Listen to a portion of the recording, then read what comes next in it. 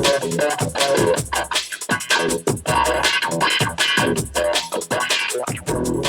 we go. Welcome to Three Guys and an iPad, the proverbial water cooler of the mortgage industry. I am one of those guys, Brian Rieger, and I'm joined as always by my faithful compatriot, Rick Grant of Content Beacon. Rick, how are you today? Doing great, Brian. It's good to see you, as always. Good to be seen. And, of course, we wouldn't be Three Guys without Kevin Breland, who has a new background for us today. Kevin, tell us about that. Well, in honor of our guest, Sean Graham, Southeast Mortgage is a sponsor of the Georgia Bulldog football program. So I have a Georgia Bulldog background, but since I am a Texas guy, I had to put Herschel Walker in there. He did play for the Cowboys and probably single-handedly created the early 90s dynasty of the Cowboys. Outstanding. And we have two special guests today, actually, but joining us in the peanut gallery, our very first two-time guest, Executive Vice President from WFG National Title Insurance. We've got Chuck Kane again. Chuck, welcome back. Thank you very much, Brian. Great to be back with everybody, and thanks for letting me sit in and listen and participate. Absolutely. It makes our show better, Chuck. We appreciate you being here. And I'm going to get now to our very special guest. Hails from Atlanta, Georgia. He's a son of a 25-year military veteran. And, of course, he's originally from Sumter, South Carolina, where he attended the University of South Carolina, not to be confused with Georgia, where he played football for the legendary football coach Lou Holtz. And we could probably do a show on that alone. Our guest worked in the NFL for the Houston Texans in football operations, and he has since spent 15 years in the mortgage business at Southeast Mortgage, where he is now. He started there in the call center, worked his way through the ranks to become 100% self-sourced MLO, and he's now an executive vice president, and he's in charge of development of MLOs, social media strategies, production of media, digital strategies, recruiting value adds, brand awareness, and more. Folks, I'm really pleased to introduce Sean Graham of Southeast Mortgage. Hey, thank you guys for allowing me to participate with you guys. It's going to be an honor to participate, and hopefully throughout the conversation we provide some value adds to everybody who's participating today. So I'm very happy, very thrilled to even be a part of this. I was happy to have you, Sean. And we're going to very quickly do our weekly plug for the producer of the show. That's Content Beacon. Rick and I are the co-founders there, and that is the industry's only true B2B content marketing agency. If you have any questions about us, or if you have any ideas for the show, if you'd like to be on the show, or you know someone we should be talking to, please, by all means, check out the show notes and email me at brian@contentbeacon.com. or rick@contentbeacon.com. But I've already said too much. Let's move into the reason we're here today. And I'm actually going to let our good friend Kevin kind of start the interview with you, Sean. And Kevin, take it away.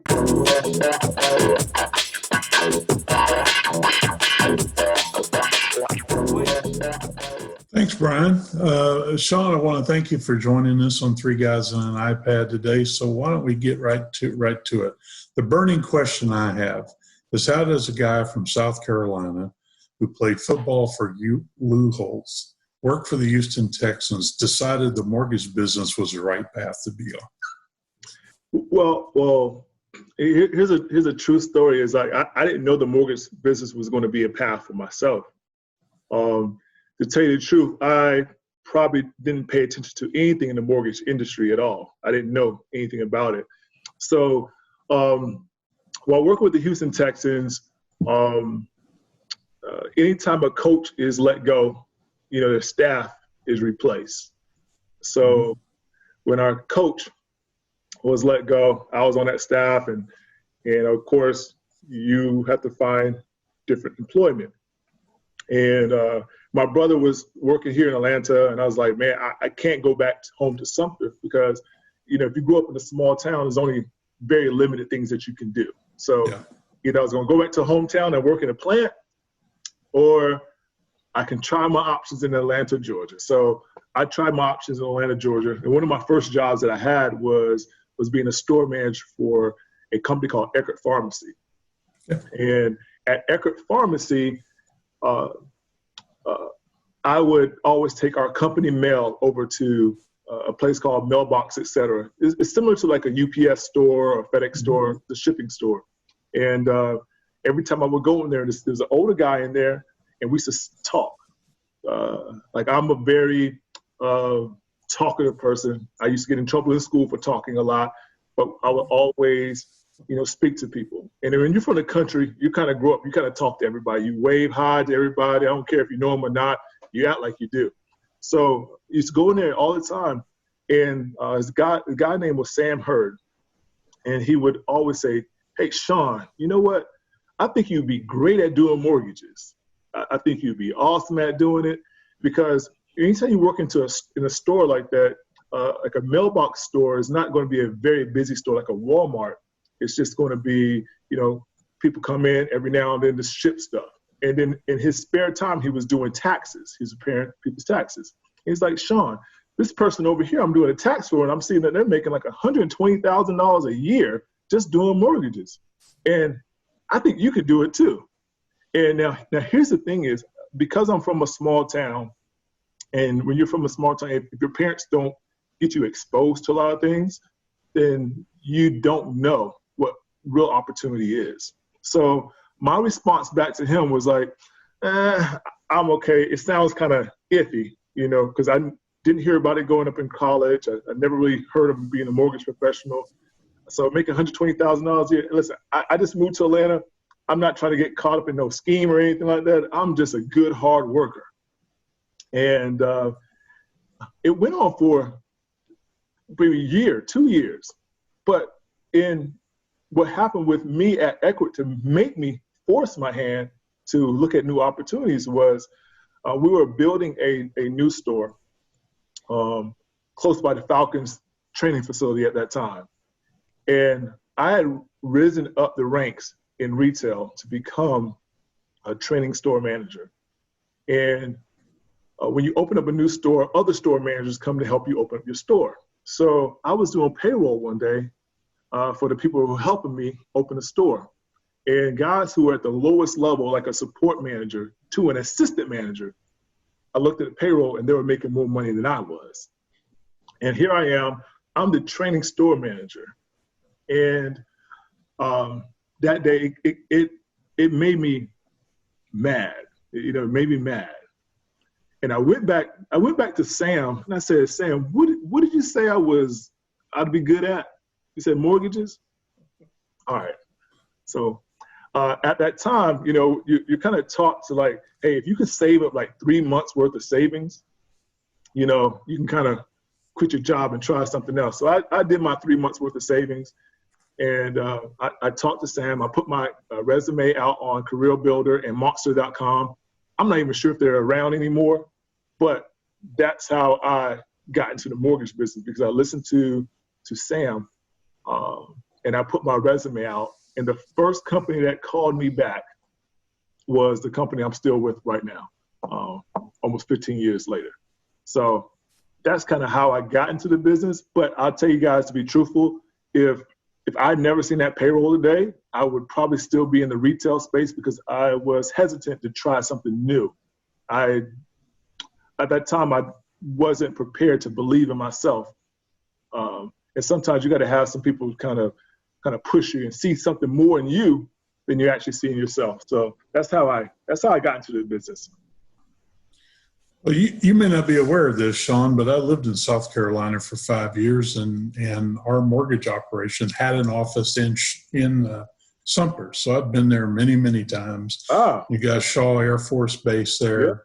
Yeah. And, you're right. Your opportunities are limited. You're going to work civil service, maybe with the county. There's some state government, or you could, possibly get a civil service job at Fort Jackson or something like that. But there's limited opportunity. So I can see why you went to Atlanta rather than Sumter.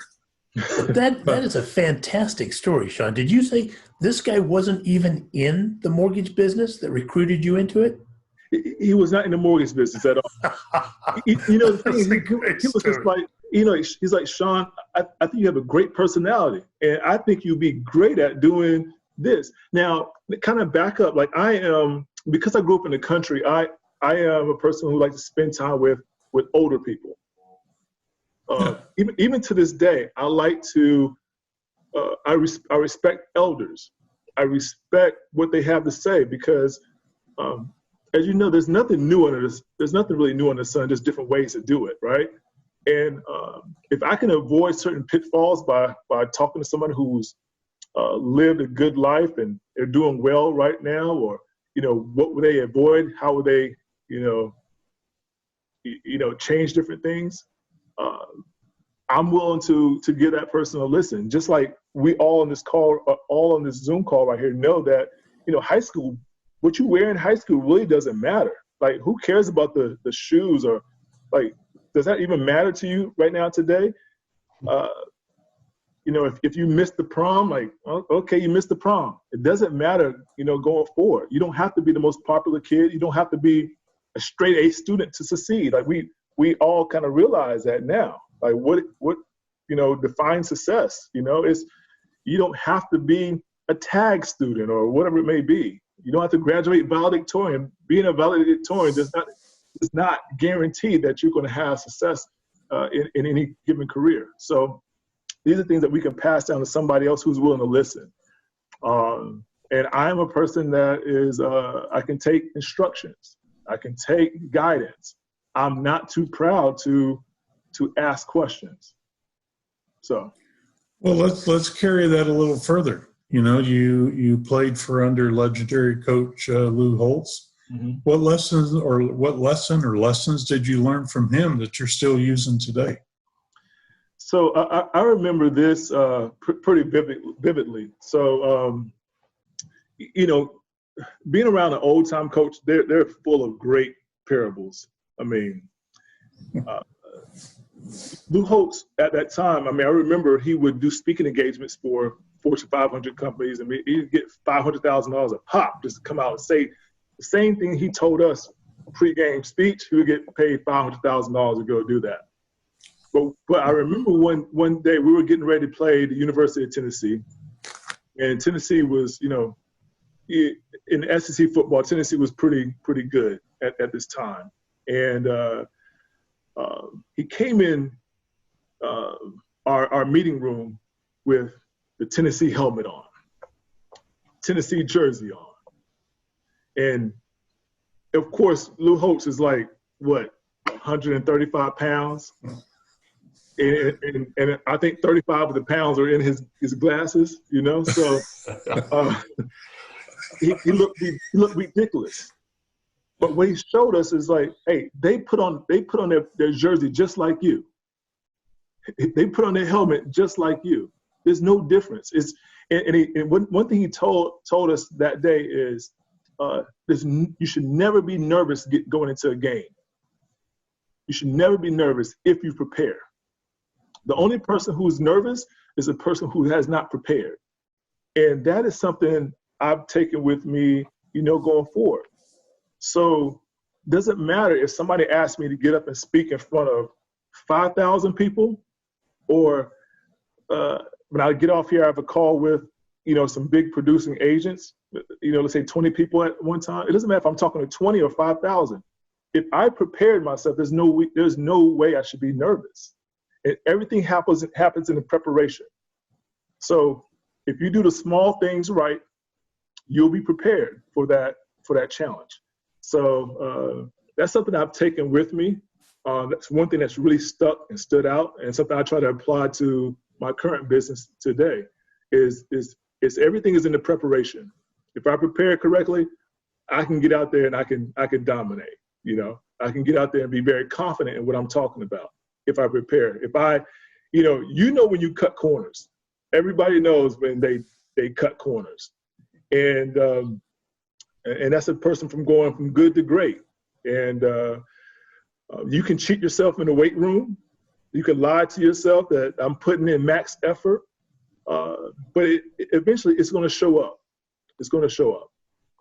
And I'm going to jump in a second here, Kevin. If our listeners haven't had a chance to check out Sean's podcast yet, go and do it. And you've heard a good sample that the messages I take from a lot of your pods, Sean, are accountability, positivity, preparation, and authenticity. I'm big on authenticity as a marketing guy too. And yeah, you can see where the roots of those are. But again, we'll include a link in the show notes. But if you haven't had a chance to see Sean's podcast, go and do it. Do yourself a favor and check it out. Thank you. So in going through that, let's talk about how you and Southeast Mortgage developed your content marketing strategy. I mean, let's face it, the videos that you put on LinkedIn daily, really driving home the point of not only from a recruiting standpoint, if you're a loan officer out there, this is where you ought to be. This is what we're going to do to help grow your business, but to your business partners, your realtors. I mean, when y'all do the videos when you're actually in the home site for your builders and for your realtors, talk about how y'all walked down that road and decided this was the way to go. All right, so I'm going to approach it from my standpoint, okay? Because when you originate loans, the whole idea is to become known for what you do. Mm-hmm. I always tell people, people can't send you business they don't know who you are. And when I first got into the business, it was a lot of, you had to stop by people's offices and introduce yourself to them. A lot of times people drop off donuts and, peruse around the office and try to meet people and they get their name out. No matter what you do, if you're in some kind of sales, you try to do as many face-to-face appointments as you can and try to get in front of your crowd. Back in the day, your platforms were like your newspapers, Yellow Pages,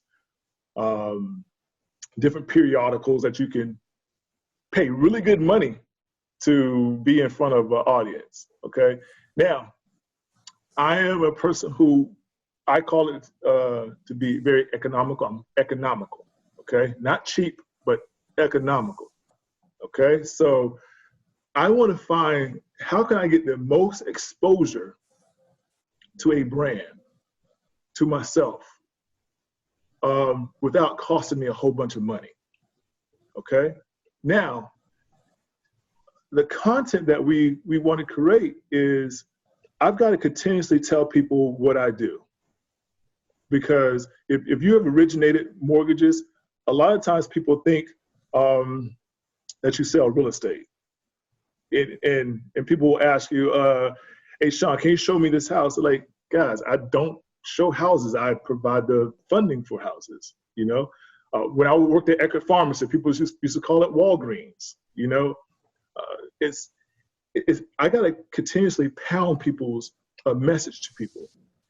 Like, I give an example when I talk to loan officers and we're kind of coaching them through. It's like, if today you left your house and you drive down the road, you got in a wreck and you needed to check, well, who do you call? Who do you call? What's the name that comes to mind? Now here's the thing is, I don't know where everybody lives, but somebody in your area has done a very good job, who's a personal injury lawyer, to market themselves, okay? So, when you get into a wreck, your nerves, if you've ever been in a wreck, your nerves and you're kind of off kilter. You don't know what to do, okay? And they've done a very good job of making it very easy of knowing who to contact. And nobody walks around with a personal injury lawyer's information in their back pocket. Just like, I have to be real. Nobody's just walking around with a loan officer's name in their back pocket. But what I can do is make my information very, very easy to find. And the content that I'm putting out, I want to always constantly remind people what I do, who I am, that we're doing business in a very good way, and social media has allowed me to do that for minimum dollars. Matter of fact, you don't ever have to spend $1 if you do it right. You don't ever have to spend $1. We all have a phone right here that is more powerful than what Ronald Reagan had in the 1980s. Okay, I can do everything from here. I can take professional videos. I can take professional pictures. I can reach the whole entire world straight from my phone. Why would I not use this to form a message? Why would I let my competition, define who I am?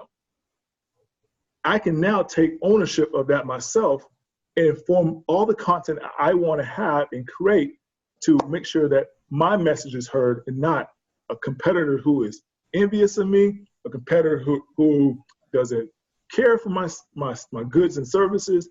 I don't want them telling the story. I want to be able to tell the story. And then number two is, like, if somebody refers somebody to me, well, what do we all do nowadays? We're going to Google them or look them up. Like, who is Charles Kane? Who is this guy? Who is Rick Grant? Well, let me go to my social media. Let me go, oh, he's a family man. Oh, he has 2 kids. Oh, he went to the Ohio State University. It's like, now I can now relate to this person. But on top of all that, what really kind of kicked with the relationship with University of Georgia, everything is shifting. I'm more in the market for, where are people's attention at? Where are people's attention at? Where is it at? Because if I know where your attention is, I want to be where your attention is. I don't want to do things that are where your attention is not. So if things change from social media one day, I'm going to flip the script and go wherever somebody's attention is at. A couple of things I can tell you is that people are going to look at their social media, and people are going to look at their phone. So if your battery dies on your phone, you'll ask a complete stranger, even if they had COVID-19, can I use your charger? Or if I leave my phone at home, I don't care what kind of traffic I'm in, I'm going to make a U-turn, go back home and get my phone, because I gotta have this.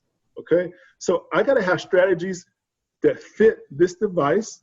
I've got to have strategies to where people's eyes are.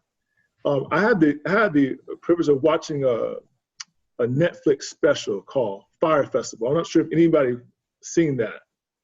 If you have not seen it, you owe it to yourself just to see it as a marketing person. Okay, it's called the Fire Festival, which is FYRE. It's a real story about an entrepreneur who threw the biggest festival in the world.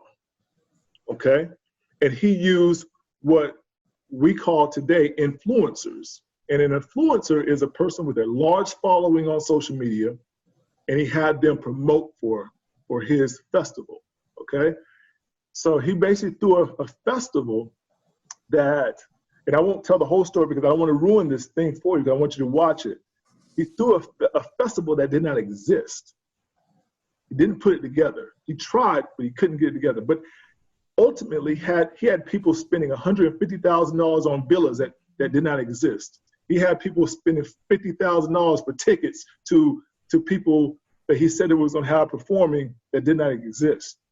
And when I looked at it, I was like, man, this guy used influencers to build a business and promote something that did not exist. Me, in my business, I actually have legitimacy. I want to get people into homes. How can I use the power of an influencer to spread the word about me? Okay, so it's just like having Joe Namath back in the day do the pantyhose commercial, or Bo Jackson or Michael Jordan wear Nikes or drink Gatorade or whatever it may be. He was an influencer. He had the platform. If you watch TV and Michael Jordan told you to put on these shoes, you're going to buy those shoes. Okay, if Bo Jackson told you this made him run fast, you're going to try it out. What if I could do that for my business? What if I can do that? So ultimately, this is where the University of Georgia relationship all came from. It's because I watched the Fire Festival and I saw what happened there. My company gave me a challenge in 30 days. Could I get applications in 30 days? And my challenge was, Sean, if you believe so much in this, social media, if you believe so much in, influencers, let's see if you can get 100 applications in less than 30 days, basically 30 days. So long story short, I was able to use influencers to take 160 plus applications in about 15 days using influencers. Wow. Outstanding. Wow. Okay. So that's designing a campaign, that is running the campaign and using influencers to influence people. I mean, I literally had one influencer in one night do a post for me. I got 40 applications. Okay. So the thing is, and I'm not going to say here that every application came in was qualified to purchase a home. I've got to find an influencer who can influence the demographics that I need to apply for a mortgage, that I need that fits a qualified buyer. So in the South, I'm talking about the South, football is king. Football is church. Yeah. South. Yeah. And in Georgia alone, every 95%, I said 90%, and forgive me if I don't have the percentage correctly, but feels like 90% of everybody is a Georgia Bulldog fan. You know, coming in to Georgia, every year they think they're winning the national championship. So, and it's probably the same thing in Ohio, but I just know in the South, football is really big in the South. But however, working with the University of Georgia, who influences a lot of people here, they have big pool. A lot of people that live in Georgia, they either went to the university or fans of the university, or they have a aura that they just love the University of Georgia, all things Georgia. So if I use them as an influencer for me and my brand, I've got their attention, right? There's no way they don't know who I am. I just got to do the best job of getting the message out, and that's what we do. So I'm a big believer in content. Content is king, just like people say cash is king. Content is king, especially while people are at home right now. They can't go anywhere. I'm on them. I've got the content, but you don't have. But here's the thing: is you don't have to have the greatest content. You just got to have content coming out. You got to be able to tell people what you do, why you do. You know, why should they choose you? And right now it's a free platform for you. And why people don't use it, I don't understand it. Why they don't concentrate on it. I consider using social media and using the content is another way of prospecting for business. So now I'm able to walk into rooms where everybody already knows who I am. I don't even have to introduce myself anymore. You get what I'm saying? I don't have to, even though I'll introduce myself to you, but I'll go to events and I have a line of people waiting to take pictures with me, which is crazy because I get people always who will laugh about, Sean, you think you're a model now, or you think you're this, you think you're that, or, jokes, right? But at the end of the day, I'm affecting the people that I want to do business with, to where now I get calls religiously for people who want to do business with us here at Southeast Mortgage. So that's where the content comes from. Sean, Rick and I do content marketing as well, and you hit on several awesome points there. But the one I want to come back to, we like to say that content marketing is really a new way of doing the old-fashioned consultative selling, right? And the other thing you mentioned there too, you do have a message. You're on message when you're out there, but it's not, I always cringe. I don't know about you as a marketer, but when I have a client say, we want to spin this, I want to just run out the back door. Spin to me is another word for lie. And when you're lying about who you are, what you are, you're not marketing anymore, you're lying. And people see through that. And I think, what you guys are doing over there is people buy from people. They don't buy from logos necessarily, although there are some who might argue with that on the big guys. But, people end up getting introduced to a brand by other people, whether that's an influencer or whether that's a friend or a trusted contact. And, again, kudos to you guys. You've used that instead of hiding behind the same old buzzwords and whatnot. You guys are putting faces out there who are, here's what we are. Hopefully we fit with you. And I think, again, that's a big part of why we've asked you to be on here today, because you're one of the few out there who's doing it the right way. And Kevin, if you don't mind, I'm going to ask the next question because there's such a good segue there. And then I'm going to ask Chuck to comment too. But Sean, how do you think the mortgage industry as a whole, and you can include vendors if you like, service providers and whatnot, how is the industry doing with its content marketing? Are they embracing it? Do you see other guys doing it or doing it well? So, all right. So I don't think the mortgage industry is embracing it at all. Not much. You know, you do have companies who are spending a lot of money, like a Rocket Mortgage. They spend a good amount of money for, not more so for social, but just getting their brand out there. So advertising, yeah. They do. They have a good sized budget. My budget is going to be for people who don't have the Rocket Mortgage budget to do that.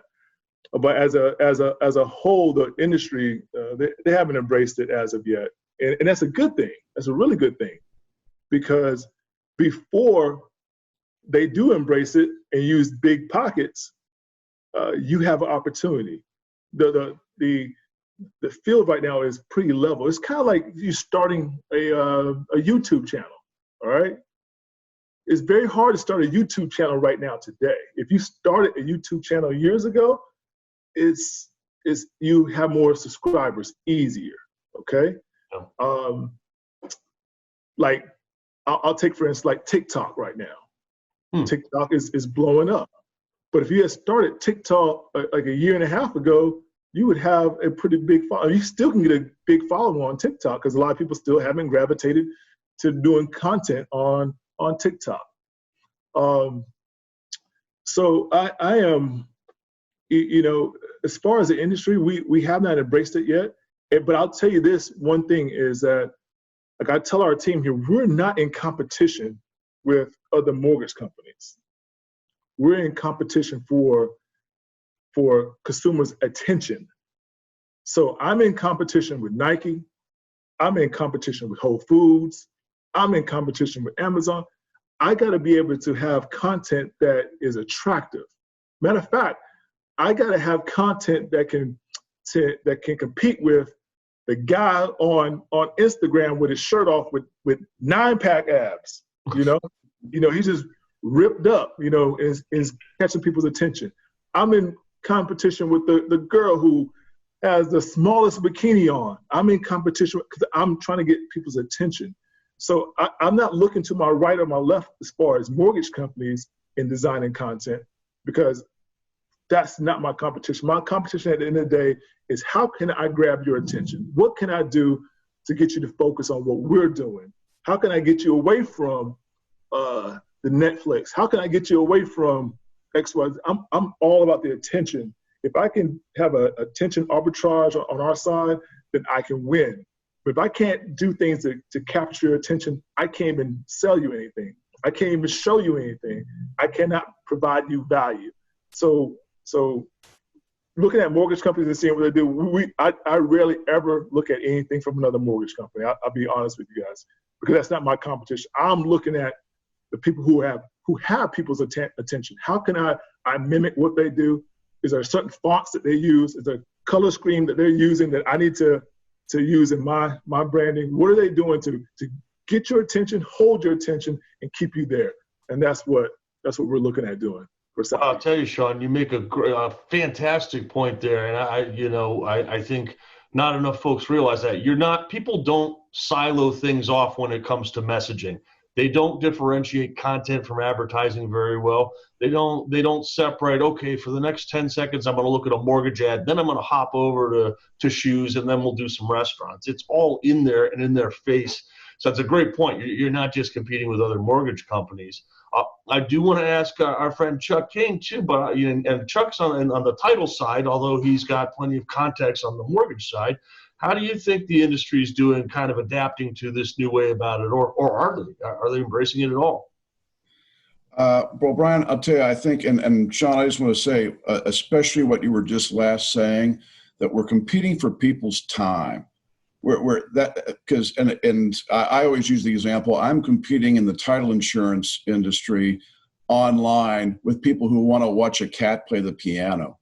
And so it is, and it's like, it's got nothing to do, we have nothing to do with each other, except that what is it that can drive that? And I think that what I see in terms of content is that it tends to be one small bowl of content rehashed into many more bowls.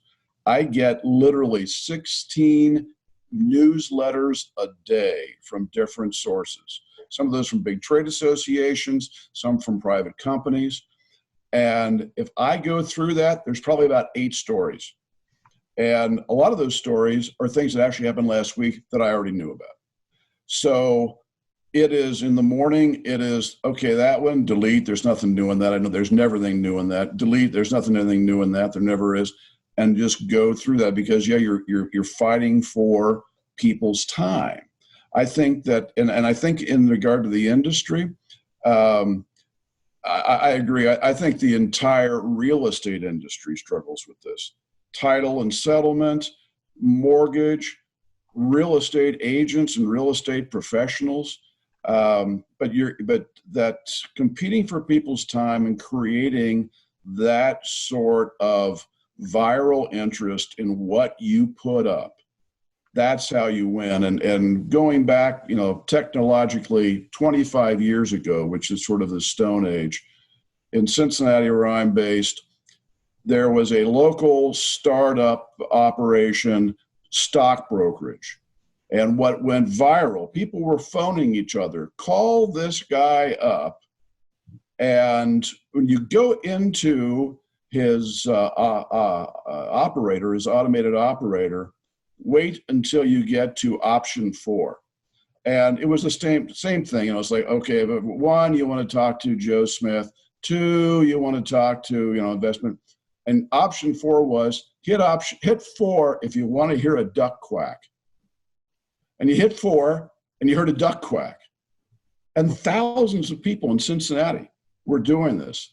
And the guy who was doing this opened up a discount brokerage in Cincinnati. He was the local Charles Schwab guy. And everybody knew Charles Schwab's name and knew the name of Charles Schwab when it was not much of anything. So yeah, it's that, what can you do to influence people?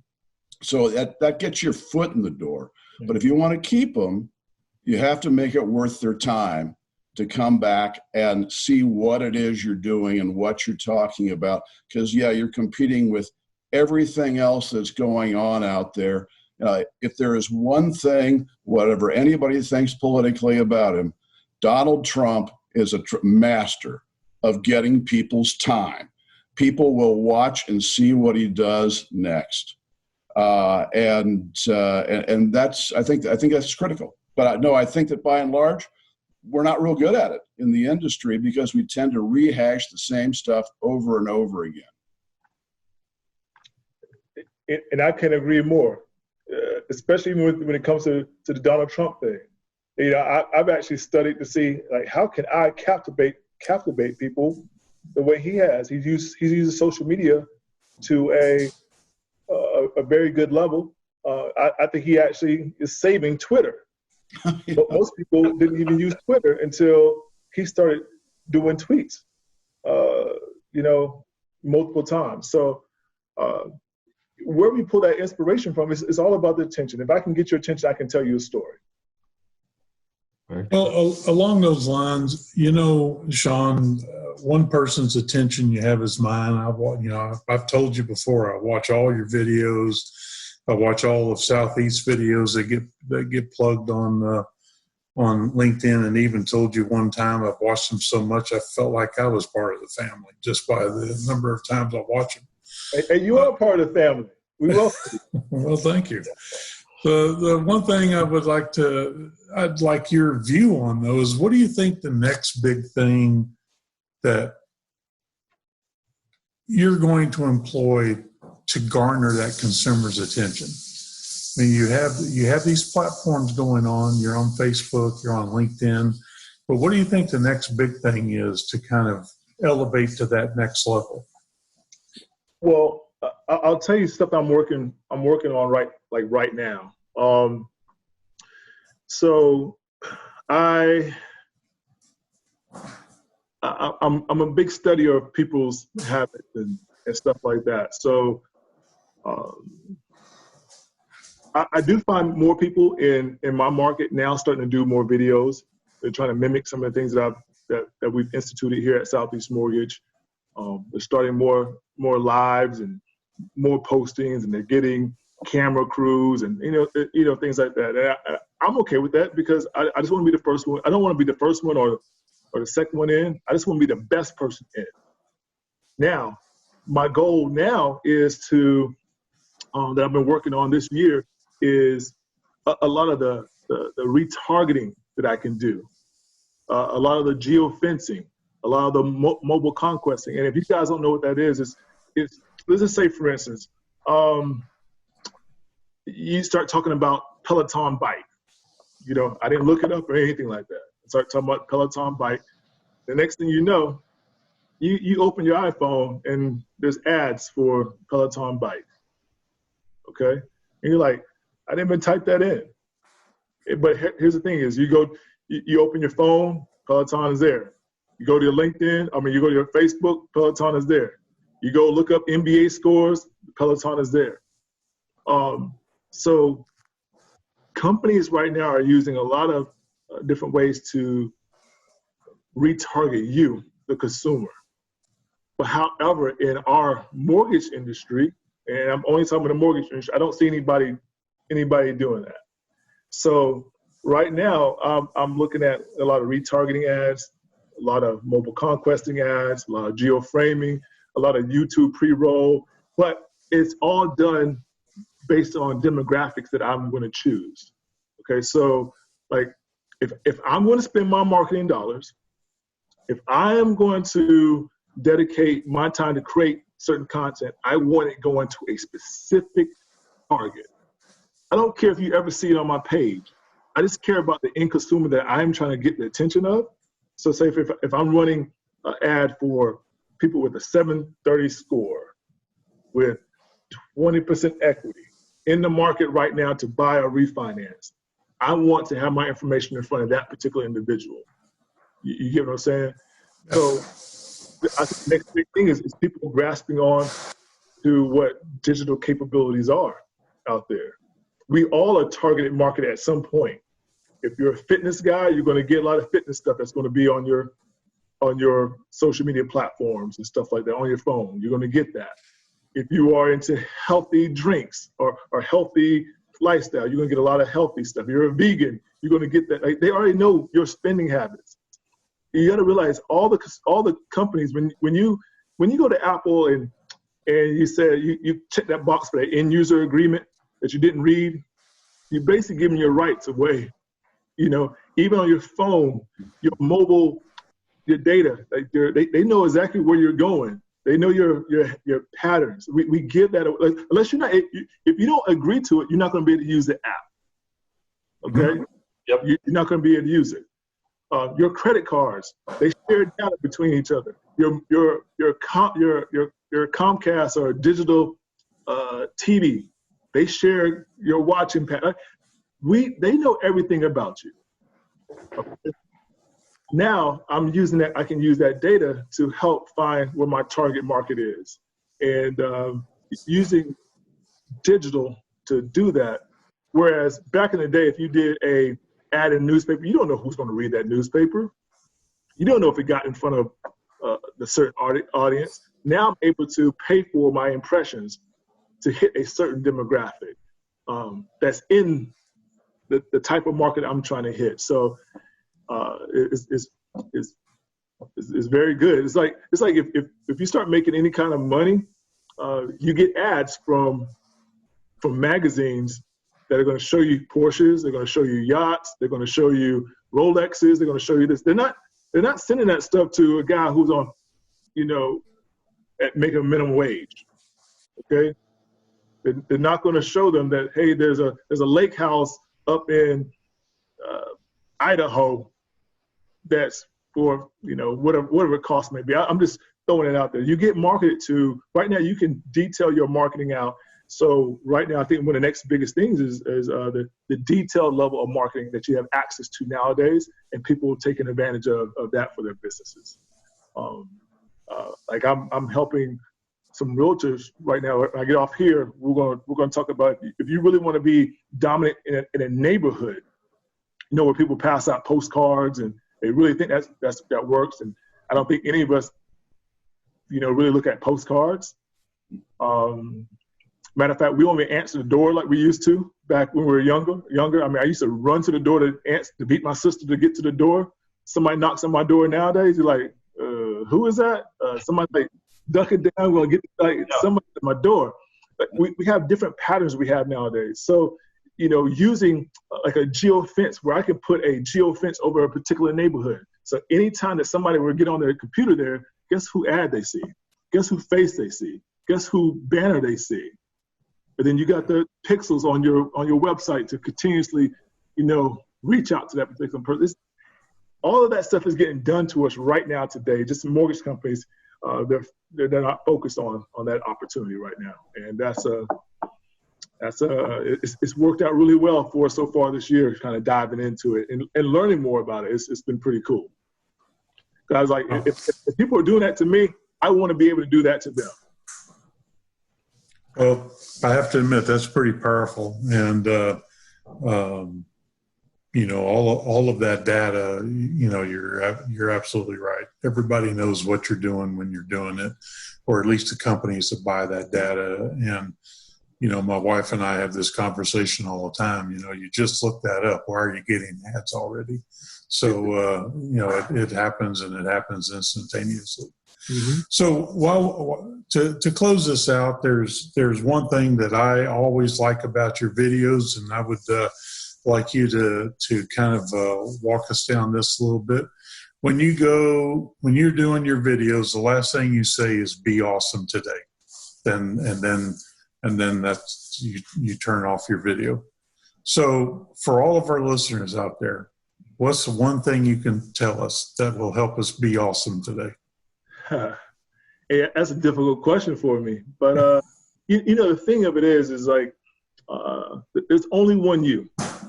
God didn't create anybody else but you, and there's not another person on this earth can do what you do. I would say, hey, do whatever you can, do it to the best of your ability. There's different strokes for different folks. People are going to like you. I mean, some people are going to like you, some people are going to dislike you. But however, you will affect the people that you're supposed to affect. Go out there and do your best, put your best foot forward, give your best shot. And at the end of the day, let the cards, fall where they may. And you're going to be awesome in your book. And you will always influence the people that you're supposed to influence. Don't worry about how you look. Don't worry about how you talk. If you can't talk correctly, you're still going to relate to somebody who understands exactly how you speak. And how you look doesn't matter to everybody. You don't have to be the finest. You don't have to be the most fit person. Doesn't matter. You will be able to speak to your segment. The world is big. The world is your oyster. There's never been a better time in the history of the world to be alive. Despite the pandemic that we're currently in right now, it's still the best time to be alive. There's still a lot of money to be made. There's a lot of opportunities to be made. Nobody can hold you back. If you're good, put it out. If you're not so good, put it out. You will get better. Doesn't matter where you start. It's always where you finish. And that's where I'll leave you at. So as always, I always tell everybody, keep being awesome. And I'll talk to you soon.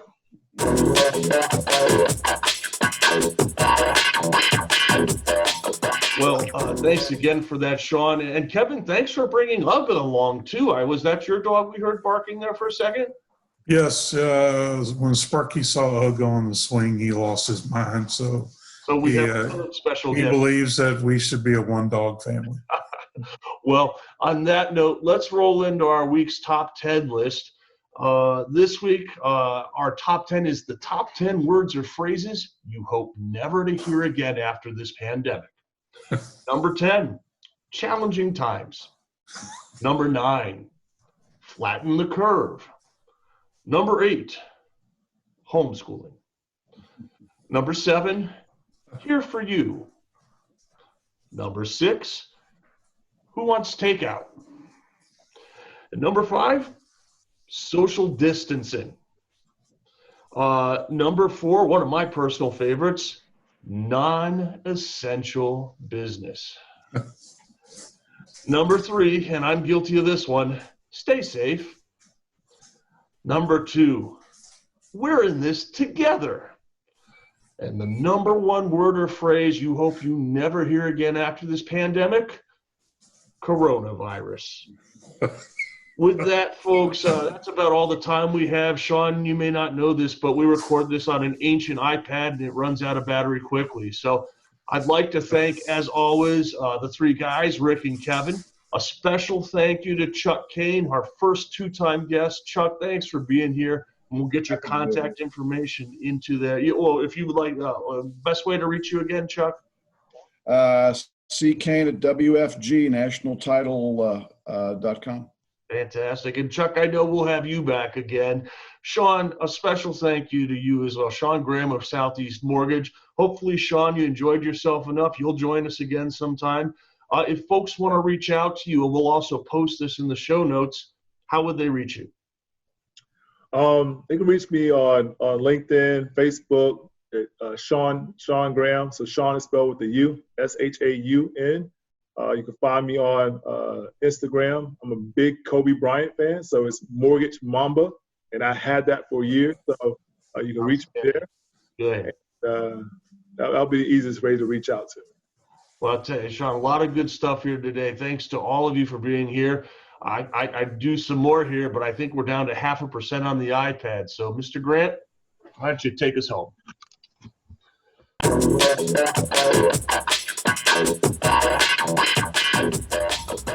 Isn't Sean great? He's a fantastic example of what any of us in the industry can do if we take advantage of the tools we already have at our disposal.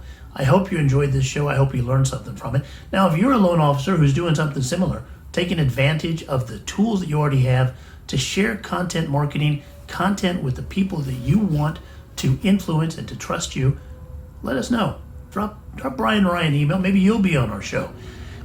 Brian and I do this for a living, so we think it's super important. But when you talk to guys like Sean who are actually succeeding because they're using it, it drives home the point that it is important, not just to us in the industry, but to the borrowers that we serve. If you'd like to find out more about how we can help you do it, certainly reach out to us. And if you're doing it on your own now, find out about getting on the show by dropping us a line. Until next time.